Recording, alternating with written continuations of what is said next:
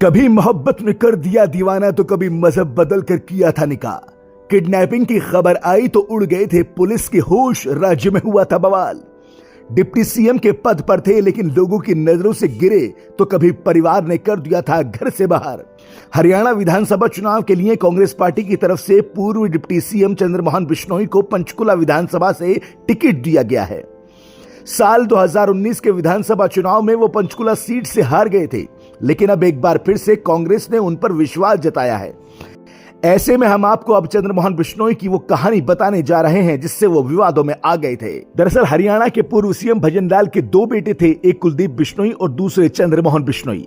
चंद्रमोहन पूर्व सीएम के बेटे हैं और वो हुड्डा सरकार में डिप्टी सीएम रहे थे, लेकिन चंडीगढ़ में एक ऐसी मोहब्बत को जन्म दे बैठे जिसकी वजह से उनका करियर तो चौपट हुआ ही, साथ ही परिवार ने उनसे विश्वास भी खो दिया। पहले जरा उनकी शुरुआती जिंदगी के बारे में जान लेते हैं। चंद्रमोहन ने अपनी पढ़ाई हिमाचल प्रदेश के सोलन के चर्चित सनावर स्कूल से की थी। राजनीति में उनकी एंट्री 90 के दशक में हुई। वो लगातार 4 बार कालका सीट से जीत हासिल करते रहे और अब फिर से उनको पंचकुला से भेजा गया है, उनका नामांकन दाखिल किया गया है। अब जरा उस मेन कहानी पर भी आते हैं जिसकी वजह से चंद्रमोहन बिश्नोई इतने चर्चा में रहे। साल 2008 की बात है। चंद्रमोहन की जिंदगी में दूसरी महिला की एंट्री हुई। इससे पहले चंद्रमोहन बिश्नोई शादीशुदा थे। एक महिला पहले ही उनकी जिंदगी में थी। दूसरी महिला का नाम था अनुराधा बाली। वो चंडीगढ़ में वकालत करती थी। इस दौरान दोनों का प्यार परवान चढ़ा। दोनों का रिश्ता छुपते छुपाते चलता रहा और एक दिन अचानक दोनों गायब हो गए। इस दौरान हरियाणा में कांग्रेस की सरकार थी और चंद्रमोहन डिप्टी सीएम थे। चंद्रमोहन के घर से गायब होने पर परिवार ने किडनैपिंग होने की बात कही और जैसे ही ये किडनैपिंग की खबर बाहर आई तो हरियाणा पुलिस के होश उड़ गए। हरियाणा पुलिस उनको तलाश करने लगी। न दिन देखा न रात देखी, पुलिस सिर्फ भाग रही थी।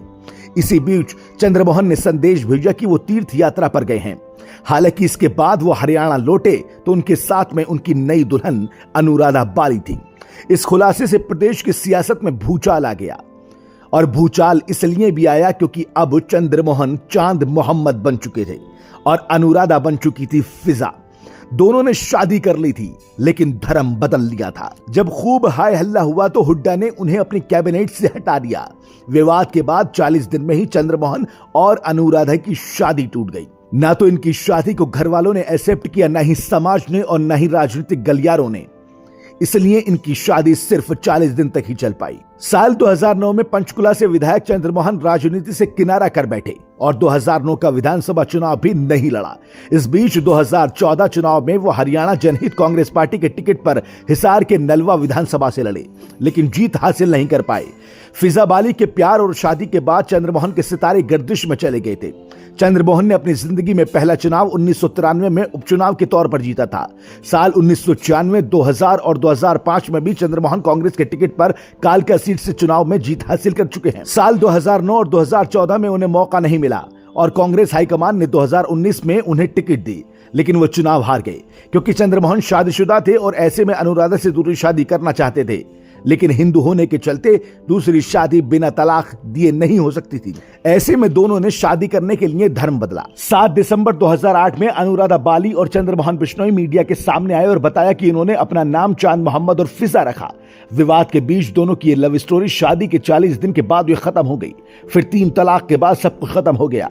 बाद में चंद्रमोहन धार्मिक रीति रिवाज के तहत अपने बिश्नोई समाज में लौट आए थे। अगस्त 2012 में संदिग्ध हालत में फिजा बाली की संदिग्ध हालत में मौत हो गई थी। वो अपने कमरे में मृत मिली थी और उनके शव को कीड़े लग गए थे। पड़ोसियों ने कमरे से बदबू आने के बाद इसकी सूचना पुलिस को दी थी।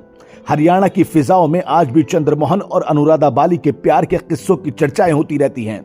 अब देखना यह होगा कि ये फिर सत्ता में लौटते हैं या चुनाव में जीत हासिल करते हैं या नहीं, क्योंकि चंद्रमोहन बिश्नोई पर एक बार फिर से कांग्रेस ने भरोसा तो जता दिया, लेकिन क्या उनका अतीत उनका पीछा छोड़ पाएगा?